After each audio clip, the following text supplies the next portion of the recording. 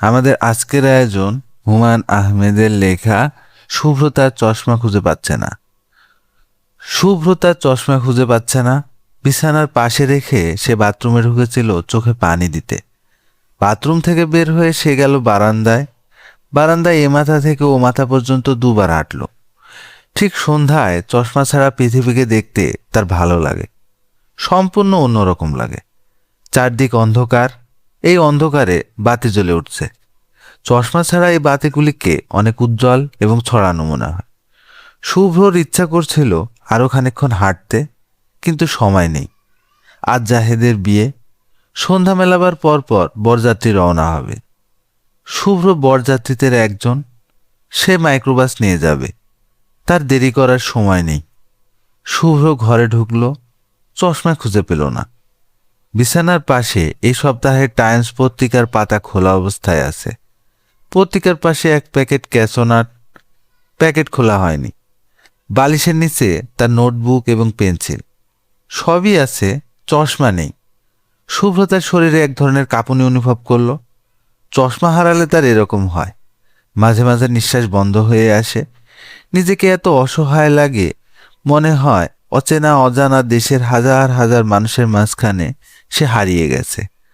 চোখে দেখতে পাচ্ছে না, কথা বলতে পারছে না, শুধু বুঝতে পারে অসংখ্য মানুষ তাকে পাশ কাটিয়ে যাচ্ছে। সে যেমন ওদের দেখতে পাচ্ছে না, ওরাও তাকে দেখতে পাচ্ছে না। সে ওদের কাছে অদৃশ্য মানব। শুভ্র আতঙ্কিত গলায় ডাকল, মা, মা। রেহানা প্রায় সঙ্গে সঙ্গে ঘরে এলেন। শুভ্র ভাঙা গলায় বলল, আমার চশমা খুঁজে পাচ্ছি না মা। শান্ত হয়ে বস তো এখানে, চশমা যাবে কোথায়? ঘরেই আছে। চশমার তো পাখা নেই যে ঘর থেকে উড়ে পালিয়ে যাবে। বালিশের কাছে রেখেছিলাম। বালিশের কাছে রাখলে বালিশের কাছেই আছে। রেহানা বিছানায় কোনো চশমা দেখলেন না। খাটের নিচে পড়েছে বোধ হয়। তিনি দ্রুত খাটের নিচটা দেখে নিলেন। শুভ্র বলল, মা, পাওয়া গেছে? পাওয়া যাবে, তুই চুপ করে বসে থাকতো। ঘামতে শুরু করেছিস? সন্ধ্যা মেলাবার সঙ্গে সঙ্গে বরযাত্রী রওনা হবে। চশমা এক্ষুনি পাওয়া যাবে, তুই যথাসময়ে যেতে পারবি। তাছাড়া বরযাত্রী কখনো সময় মতো রওনা হতে পারে না, 1 ঘন্টা 2 ঘন্টা দেরি হবেই। মা, তুমি কথা বলে সময় নষ্ট করছো, আমার খুব অস্থির লাগছে। শুভ্র আসলে খুব অস্থির লাগছে। অন্য সময় এতটা অস্থির লাগতো না, কারণ তখন শুভ্র জানতো জরুরি অবস্থার জন্যে দুটো চশমা কাবার্ডে লুকোনো আছে। আজ সেই চশমা দুটি নেই। শুভ্রর চোখ আরো খারাপ হওয়ায় ওই চশমা দুটিতে নতুন গ্লাস লাগানোর জন্য দোকানে পাঠানো হয়েছে। ভেরিলকি লেন্স লাগানো হবে, 1 সপ্তাহ সময় লাগবে। মা, পাওয়া গেছে? এখনো পাওয়া যায়নি, তবে পাওয়া যাবে। চশমা খুলে রেখে তুই কোথায় কোথায় গিয়েছিস বলতো? কোথাও যায়নি, বাথরুমে গিয়ে চোখে পানি দিয়েছি। আসলে চশমা বাথরুমেই আছে, তুই হাতে করে নিয়ে বেসিনের উপর রেখে চোখে পানি দিয়েছিস, তারপর চশমার কথা ভুলে গেছিস। রেহানা বাথরুমে ঢুকলেন, চশমা সেখানে নেই। তিনি বারান্দায় গেলেন। বারান্দায় ছোট একটা টেবিল আছে। শুভ্র মাঝে মাঝে ওই টেবিলে চশমা রেখে ভুলে যায়। আজও নিশ্চয়ই তাই হয়েছে। বারান্দার টেবিলে কিছু নেই। তিনি আবার শোবার ঘরে ঢুকলেন। চিন্তিত এবং ব্যথিত মুখে শুভ্র বসে আছে। তার ফর্সা কপালে বিন্দু বিন্দু ঘাম। শুভ্র বলল, কি হবে মা? কিছু হবে না, পাওয়া যাবে। তুই আমার সঙ্গে বারান্দায় এসে বস তো দেখি, আমরা দুজন চা খাই। আমি কাজের লোকদের বলছি, ওরা খুঁজে দেবে। আমার চা খেতে ইচ্ছা করছে না মা। তুই এত অল্পতে অস্থির হোস কেন বলতো? চশমা ছাড়া আমি অন্ধ। অন্ধ হওয়াটা কি খুব অল্প? ইস, ঘেমে টেমে একেবারে কি হয়েছিস, আয় আমার সঙ্গে। তিনি শুভ্রকে হাত ধরে বারান্দায় এনে বসালেন। দোতলা থেকে একতলায় নেমে বাবুর্চিকে বললেন খুব ভালো করে 2 কাপ চা বানাতে। কাজের মেয়ে শাহেদা এবং কাজের ছেলে তোতা মিয়াকে দোতলায় এসে শুভ্রকে চশমা খুঁজে দিতে বললেন। এরকম কখনো করা হয় না। এবারের কাজের লোকদের কখনো দোতলায় আসতে দেওয়া হয় না। ওদের কাজকর্ম একতলাতেই সীমাবদ্ধ। দোতলায় যা কাজ রেহানাই করেন, তার সূচিবায়ুর মতো আছে। শুভ্র বলল, কটা বাজে মা? খুব বেশি বাজেনি, মাত্র 6টা।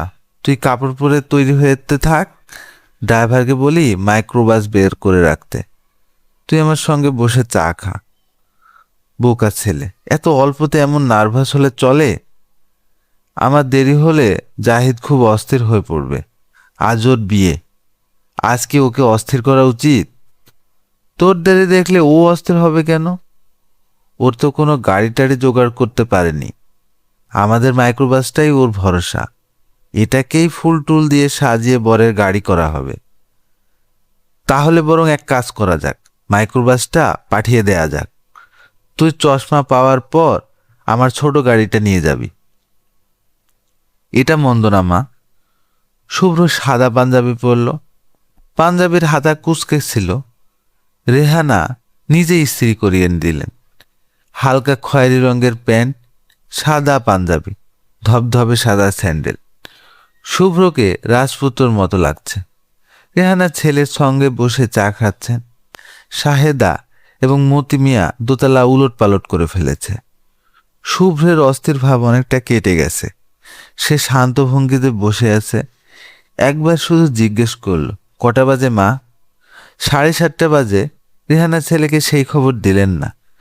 বললেন, মাত্র সন্ধ্যা মিলিয়েছে, রাত বেশি হয়নি।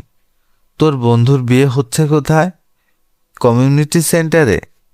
না, নাখালপাড়ায়। ওরা খুব গরিব, কমিউনিটি সেন্টার ভাড়া করার মতো পয়সা নেই। মেয়ের বাড়িতে বিয়ে হচ্ছে? না, মেয়ের বোনের বাসায়। মেয়ের বাবা মা নেই, বড় বোন মানুষ করেছেন, উনার বাড়িতেই বিয়ে হচ্ছে। তুই কি ওই বাড়ি চিনিস? না মা, চেনা থাকলে ভালো হতো, সরাসরি ওই বাড়িতে চলে যেতে পারতিস। বরযাত্রী নিশ্চয়ই এর মধ্যে রওনা হয়ে গেছে। চশমা মনে হচ্ছে পাওয়া যাবে না মা। অবশ্যই পাওয়া যাবে, কোথাও কোন ফাঁকে পড়েছে। তোকে আরও সাবধান হতে হবে শুভ্র। শুভ্র হাসল। কি সুন্দর করে ছেলেটা হাসে। যতবার দেখেন ততবার রেহানার বুক ধক করে ওঠে। পুরুষ মানুষকে এত রূপবান হতে নেই। শুভ্র বলল, মা আমি ছাদে গিয়ে বসবো, তুমি আমাকে ছাদে দিয়ে এসো। আমি বরং চশমার দোকানে টেলিফোন করে দেখি। লাগবে না মা, আমার এখন আর যেতে ইচ্ছা করছে না, তুমি আমাকে ছাদে দিয়ে এসো। রেহানা শুভ্রকে হাত ধরে ধরে ছাদে তুলে দিলেন। শুভ্র বলল, তুমি চলে যাও, আমি এখন একা একা ছাদে হাঁটবো। ভয় পাবি তো? ভয় পাবো কেন? রেহানা নিচে নেমে গেলেন। তার নিজেরও মন খারাপ লাগছে। শুভ্র সামান্যতম কষ্টও তার বুকে এসে লাগে। তিনি নিজের শোবার ঘরে ঢুকে তার দূর সম্পর্কের বোন রিয়াকে টেলিফোন করলেন। রিয়া খুব আমোদে মেয়ে, ও এসে হইচই করে শুভ্রর মন ভালো করে দেবে। ও বাসায় আছে কিনা সেটাই কথা। রিয়ার বড় হয়েছে, রিয়ার মতো দিন রাত চরকি পাক খাচ্ছে। রিয়ার বরের সঙ্গে বাইরে থাকার কথা। রিয়াকে পাওয়া গেল। রেহানা বললেন, কি করছিস রিয়া? রিয়া হাসতে হাসতে বলল, ছটফট করছি। ছটফট করছিস কেন? আজ রাত 12টায় আমাদের বাড়িতে ভূত নামানো হবে, এই টেনশনে ছটফট করছি। ভূত নামানো হবে মানে কি? সুইডেন থেকে জামানের এক বন্ধু এসেছে, ও নাকি ভূত আনার ব্যাপারে এক্সপার্ট, খুব ভালো মিডিয়াম। তা তুমি হঠাৎ টেলিফোন করেছো কেন? এমনি। এমনি তুমি কখনো টেলিফোন করো না, কারণটা দয়া করে বলে ফেলো। শুভ্রর জন্যে খারাপ লাগছে। কেন, ওর কি হয়েছে? ওর মন খারাপ, বন্ধুর বিয়েতে যাবার কথা, যেতে পারেনি, চশমা হারিয়ে ফেলেছে। চশমা হারানো তো ওর নতুন ঘটনা না, সব সময় হারাচ্ছে। গত বছর পিকনিকে গিয়ে চশমা হারিয়ে ফেলল। আমরা কত হইচই করছি আর সে উবু হয়ে খুঁজছে চশমা। বুবু, তুমি এক কাজ করো, 2-3 হাজার চশমা কিনে রঙিন সুতা দিয়ে ঘরের বিভিন্ন জায়গায় ঝুলিয়ে রাখো। রেহানা হাসলেন। রিয়া বলল, হাসি না, আমি সত্যি সত্যি বলছি।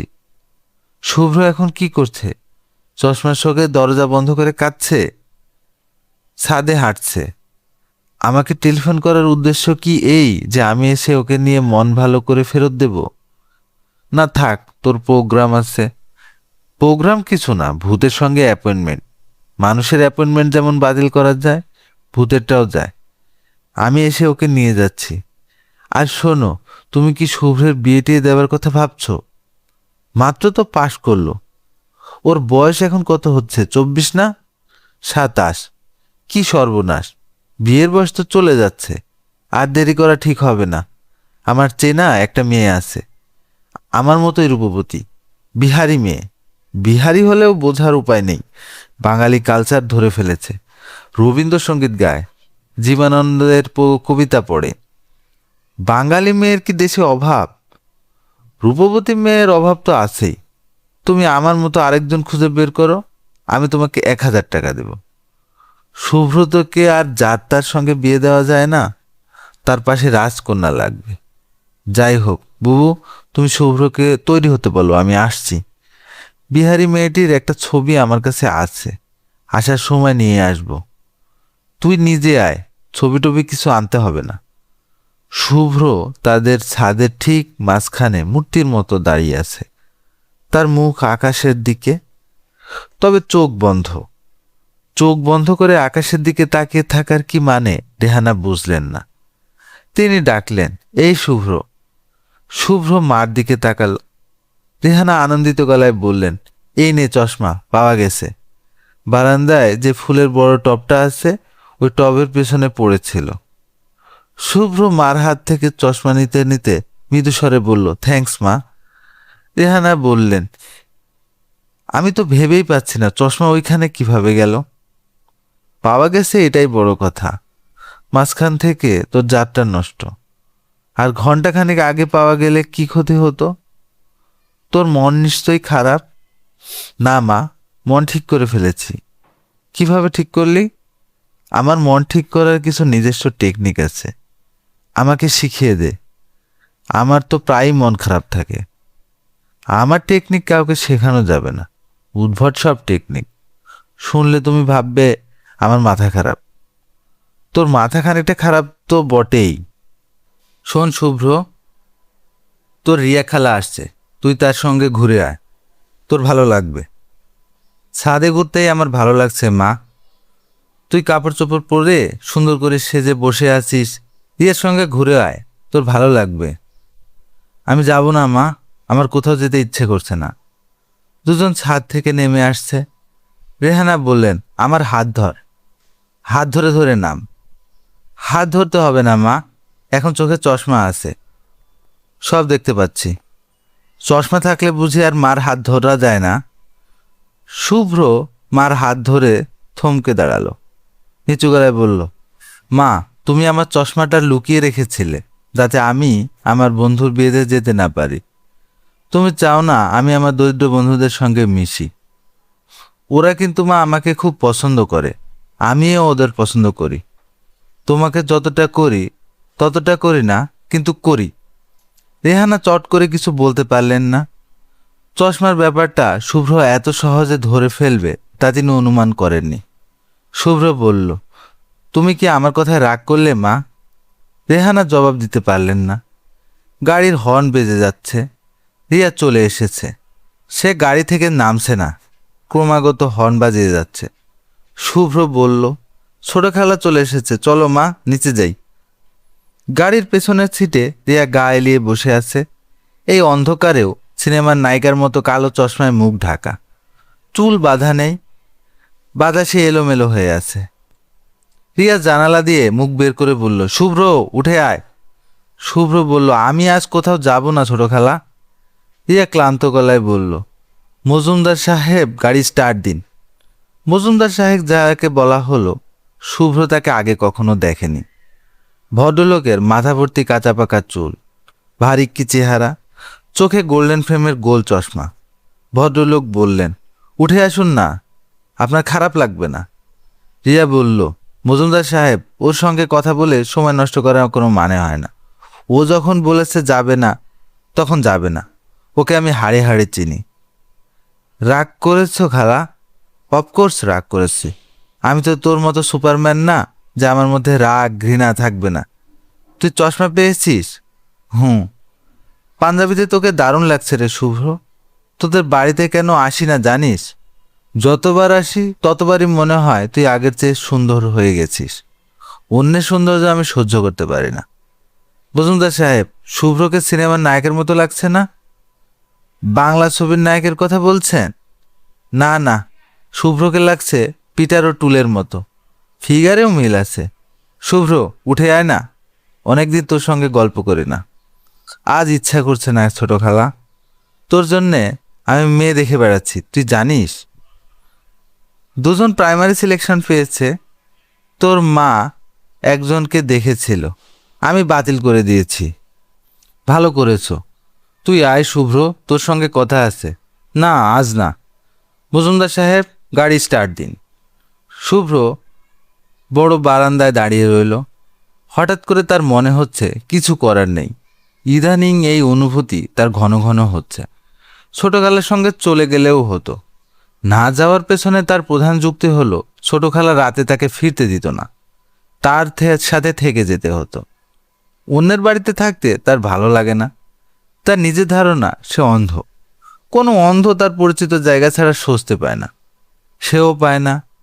দারোয়ান গেট বন্ধ করে এগিয়ে আসছে। এই দারোয়ানের নতুন অ্যাপয়েন্টমেন্ট হয়েছে। দারোয়ান বলল, ভাইজান বাগানে বসবে, চেয়ার এনে দেব? না। গোমেজ কৌতূহলী চোখে তাকে দেখছে। কি দেখছে এত আগ্রহ নিয়ে? শুভ্র বলল, কিছু বলবে গোমেজ? জি না স্যার, আপনার চশমার পাওয়া গেছে? হ্যাঁ, পাওয়া গেছে। শুভ্র মনে মনে হাসল। তার চশমা হারানো মনে হচ্ছে বিরাট ঘটনা হয়ে গেছে। কে জানে, বাবা অফিস থেকে ফিরেও হয়তো জিজ্ঞেস করবেন, শুভ্র চশমা পাওয়া গেছে? বাবা আজ ফিরতে এত দেরি করছেন কেন? তার অফিসে আবারও কি কোনো সমস্যা হয়েছে? শুভ্র তার জন্য অপেক্ষা করতে লাগলো। বাবার ফিরতে দেরি হলে সে মাঝে মাঝে গেটের কাছে অপেক্ষা করে। অপেক্ষা করতে তার ভালো লাগে। ইয়াজউদ্দিন সাহেব রাত 10টায় ফিরলেন। বাড়িতে তখন এক ধরনের চাঞ্চল্য দেখা দিল। তিনি অফিসের কাপড়ে দোতলায় উঠেন না। একতলায় তিনি গরম পানিতে গোসল সারেন। নতুন এক সেট কাপড় এবং চটি জুতা পায়ে দোতলায় উঠেন। দোতলায় না ওঠা পর্যন্ত সচরাচর কথা বলেন না। তার সব কিছুই ঘড়ি ধরা। ডিনার খেতে বসেন 9:30-এ, ঘুমোতে যান 10:30টায়।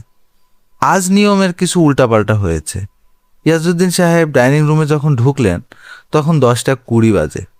শুভ্র একা বসে আছে। টেবিলে খাবার দেওয়া হয়েছে। মতি মিয়া একটু দূরে দাঁড়িয়ে আছে। ইয়াজউদ্দিন সাহেব বললেন, তোমার মা কোথায় শুভ্র? মা শুয়ে আছে বাবা, তার মাথা ধরেছে, রাতে কিছু খাবেন না। তোমার না আজ বন্ধুর বিয়েতে যাবার কথা ছিল, যাওনি? না। যাওনি কেন? শুভ্র বাবার দিকে তাকিয়ে হাসল। ইয়াজউদ্দিন সাহেব এই হাসির অর্থ জানেন। এই হাসির অর্থ হচ্ছে শুভ্র এ প্রসঙ্গে আর কিছু বলতে চায় না। ইয়াজউদ্দিন সাহেব 1 চামচ ভাত নিলেন। 3-4 রকমের তরকারি আছে, কোনোটি তার মনে ধরছে না। তিনি ডালের বাটির দিকে হাত বাড়ালেন। ডাইনিং রুমে শুধু তিনি এবং শুভ্র। মতি মিয়া চলে গেছে। এ বাড়ির নিয়ম হচ্ছে সব খাবার দাবার টেবিলে সাজিয়ে কাজের লোকরা দূরে সরে যাবে। এই নিয়ম ইয়াজউদ্দিন সাহেবের করা। তিনি তার জরুরি কথাবার্তা যা বলার তা খাবার টেবিলেই বলেন। তিনি চান না বাইরের কেউ এসব কথাবার্তা শুনুক। শুভ্র, জি? তোমাদের রেজাল্ট কবে হবে তুমি কিছু জানো? খুব শিগগিরই হবার কথা। এখন কি করবে কিছু ভেবেছ? না। দেশের বাইরে গিয়ে যদি পড়াশোনা করতে চাও করতে পারো। আমার বাইরে কোথাও যেতে ইচ্ছা করে না। কেন? শুভ্র আবারও হাসল। ইয়াজউদ্দিন সাহেব বললেন, পড়াশোনা করার জন্য যেতে না চাও, বেড়াবার জন্য যাও, এরপর আর সময় পাবে না। সময় পাবো না কেন? আমি অবসর নেব বলে ভাবছি। এক জীবনে প্রচুর পরিশ্রম করেছি, এখন আর আগের মতো পরিশ্রম করতে পারি না। পরিশ্রম করতে ভালোও লাগে না। এক জীবনে সঞ্চয় যা করেছি তা আমার কাছে যথেষ্ট বলেই মনে হয়। তোমাকে এই সঞ্চয় আমি বাড়াতে বলছি না, তুমি যা আছে তা শুধু ঠিক রাখবে। শুভ্র সহজভাবে বলল, তোমার কত টাকা আছে বাবা? চট করে বলতে পারবো না, তবে আমাকে দেখে বা আমার জীবনযাপন পদ্ধতি দেখে আমার অর্থবিত্ত সম্পর্কে ধারণা করা সম্ভব না। আমি খুব লো প্রোফাইল মেনটেন করি। তুমি বলতে যাচ্ছ তোমার প্রচুর টাকা? হ্যাঁ। টাকা তোমার কাছে কখনো ঝামেলা বলে মনে হয়নি? টাকা ঝামেলা মনে হবে কেন? টাকার অভাবই ঝামেলা বলে মনে হয়েছে। শুভ্র কিছু বলতে গিয়েও বলল না, থেমে গেল। ইয়াজউদ্দিন সাহেব শান্ত স্বরে বললেন, তুমি কি কিছু বলতে চাচ্ছ? না, বলতে চাইলে বলতে পারো, আমি তোমার সঙ্গে ফ্রি ডিসকাশন করতে চাই। দেখো শুভ্র, আমি কঠোর পরিশ্রম করে টাকা করেছি। আমি মদ খাই না, জুয়া খেলি না, রিল্যাক্স করার জন্য বিদেশের নাইট ক্লাবে যাই না। কঠিন নিয়ম শৃঙ্খলায় জীবনযাপন করেছি। কেন করেছি বলে তোমার ধারণা? কোনো উদ্দেশ্য নিয়ে করনি, তোমার স্বভাবই হচ্ছে এরকম। এক এক মানুষ এক এক রকম। ইয়াজউদ্দিন সাহেব বেশ কিছুক্ষণ ভ্রু কুঁচকে ছেলের দিকে তাকিয়ে রইলেন। প্রসঙ্গ পরিবর্তন করলেন, হালকা গলায় বললেন, তোমার মা তোমাকে বিয়ে দিতে চাচ্ছেন। ওই দিন কি এক মেয়ের কথা বললেন, বিয়ের ব্যাপারে তুমি কি কিছু ভাবছো? না, কিছু ভাবছি না। তোমার পছন্দের কেউ কি আছে? থাকলে বলতে পারো। শুভ্র হাসল। ইয়াজউদ্দিন সাহেব টেবিল ছেড়ে উঠে দাঁড়ালেন। মতি মিয়া অপেক্ষা করছিল। চায়ের পট নিয়ে ঢুকল। ইয়াজউদ্দিন সাহেব ডিনারের পর হালকা লিকারে এক কাপ চা খান। শুভ্র বাবার পেছনে দাঁড়িয়ে আছে। বাবার হাত ধোয়া হলে সে হাত ধোবে। শুভ্র বলল, তোমাকে একটা কথা বলা বোধহয় দরকার। বাবা, আমি স্বাভাবিক জীবনযাপন করতে চাই। আমার টাকা পয়সার দরকার নেই। আমি তোমার কথা বুঝতে পারছি না, তুমি কি বাড়িতে অস্বাভাবিক জীবনযাপন করছো? শুভ্র চুপ করে রইল। ইয়াজউদ্দিন তীক্ষ্ণ গলায় বললেন, তোমার কি ভবিষ্যৎ কোনো পরিকল্পনা আছে? হ্যাঁ আছে। আমি কি জানতে পারি? অন্য আরেকদিন বলবো বাবা, আজ বলতে সমস্যা কি? আজ তুমি আমার কথা মন দিয়ে শুনবে না। যে কোনো কারণেই হোক, আজ তুমি উত্তেজিত। এসো চা খাই।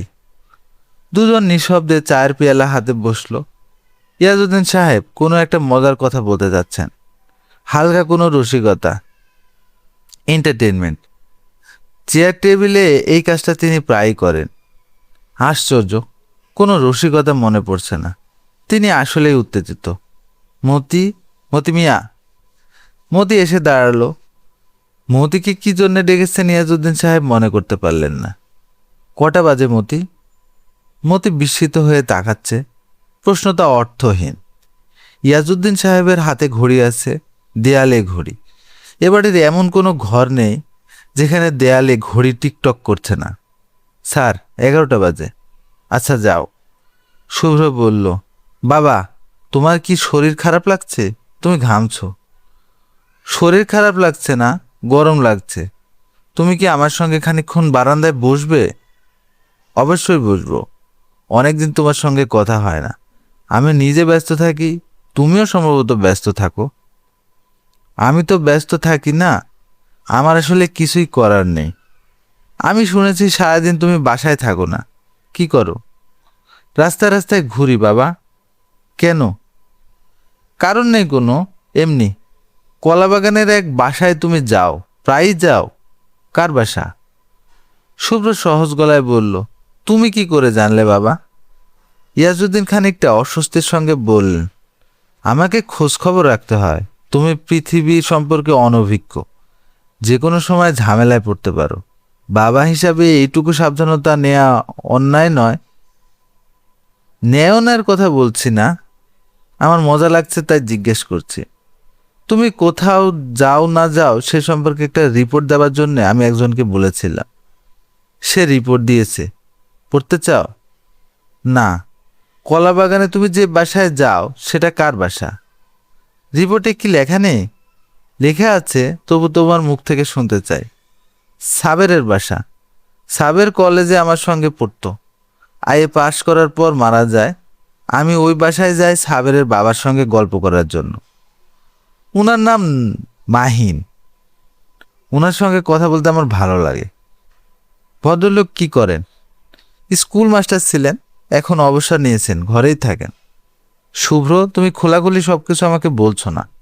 ভদ্রলোক প্যারালাইসিস হয়ে দীর্ঘদিন বিছানায় পড়ে আছেন, এই খবর আমার কাছে আছে।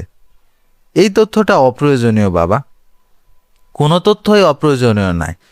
ওই বাসায় মাহিন সাহেব ছাড়া আর কে থাকে? তোমার রিপোর্টে কি লেখা নেই? হ্যাঁ আছে। তারপরও তোমার মুখ থেকে শুনতে চাই। শুভ্র বলল, তুমি বলছিলে বারান্দায় বসবে, চলো বারান্দায় বসি। ইয়াজউদ্দিন সাহেব উঠে দাঁড়াতে দাঁড়াতে বললেন, মাহিন সাহেবের মেয়েটির প্রতি তোমার কি কোনো দুর্বলতা আছে? এই ব্যাপারটা আমি তোমার কাছ থেকে খোলাখুলি জানতে চাই। আমি মাহিন সাহেবের সঙ্গে গল্প করার জন্যই যাই। নিতু আপার সঙ্গে আমার কথাবার্তা হয় না বললেই চলে। তুমি মেয়েটিকে আপা ডাকো? হ্যাঁ। উনি সাবেরের 3 বছরের বড়। তারা দুজন বারান্দায় এসে বসলেন। শুভ্র বলল, তুমি কি আর কিছু বলবে বাবা? হ্যাঁ বলবো। তুমি বছরখানেকের জন্য দেশের বাইরে থেকে ঘুরে আসো। তোমাকে 1 বছরের ছুটি দেওয়া হলো। ফিরে এসে আমার সব দায় দায়িত্ব তুমি নেবে। একা একা ঘুরে বেড়ানোর মতো অবস্থা তোমার না। আমার ধারণা তুমি একা একা চিটাগাং থেকে ঢাকায়ও যেতে পারবে না। কাজে তোমাকে একজন সফর সঙ্গী দেওয়া ব্যবস্থা করব। বিয়ে করে বউ নিয়ে যাবে। মেয়েও কি তুমি ঠিক করে রেখেছো? না, এখনো ফাইনাল করিনি, তবে 2-1 জন যে নেই তাও না। আমি আগেও বলেছি, এখনো বলছি, তোমার নিজের কোনো পছন্দের মেয়ে থাকলে বলতে পারো। তোমার মতামত গুরুত্বের সঙ্গেই বিবেচনা করা হবে। রাত অনেক হয়েছে, যাও শুয়ে পড়ো, আমার নিজেরও ঘুম পাচ্ছে। ইয়াজউদ্দিন সাহেব উঠে পড়লেন। তিনি অবশ্যই সরাসরি তার শোবার ঘরে ঢুকলেন না, শোবার ঘরের লাগোয়া স্টাডি রুমে ঢুকলেন। নিয়মের ব্যতিক্রম হওয়ায় ঘুম চলে গেছে। সময় মতো ঘুমিতে না গেলে তার বড় ধরনের সমস্যা হয়। ঘুম ঘুম ভাব থাকে, কিন্তু ঘুম আসে না। ঘুম ঘুম ভাব নিয়ে বিছানায় শুয়ে থাকার কোনো মানে হয় না। তিনি শুভ্রর উপর তৈরি করা রিপোর্ট নিয়ে বসলেন। যাকে রিপোর্ট তৈরি করতে দিয়েছিলেন তাকে মনে মনে কয়েকবার গাধা বলে গালি দিলেন। তার মনে হলো রিপোর্টের কিছু কিছু জিনিস বানানো। রিপোর্টের শুরুতেই লেখা, শুভ্র সাহেব বাড়ি থেকে বের হয়ে 1 প্যাকেট সিগারেট কিনলেন। শুভ্র তা করবে না, সে সিগারেট খায় না। অবশ্য হতে পারে যে সে অন্য কারো জন্যে কিনেছে, মাহিন নামের ওই ভদ্রলোকের জন্যে। রেহানা স্টাডি রুমে ঢুকলেন। অবাক হয়ে বললেন, এত রাতে এখানে বসে আছো কেন? ঘুমোবে না? ঘুমবো। এসো শুয়ে পড়ি, আমার নিজেরও শরীর ভালো না, জ্বর এসেছে বলে মনে হয়। ইয়াজউদ্দিন সাহেব উঠে দাঁড়ালেন, ক্লান্ত গলায় বললেন, আচ্ছা শুভ্র কি সিগারেট খায়? না। তুমি নিশ্চিত যে খায় না? রেহানা হাসি মুখে বললেন, ও কি করে না করে আমি জানবো না? ইয়াজউদ্দিন বিরক্ত গলায় বললেন, না, ও কি করে না করে তুমি জানো না। এতক্ষণ আপনারা শুনছিলেন হুমায়ুন আহমেদের লেখা মেঘের ছায়া উপন্যাস থেকে শুভ্র চশমা খুঁজে পাচ্ছে না। ধন্যবাদ সবাইকে।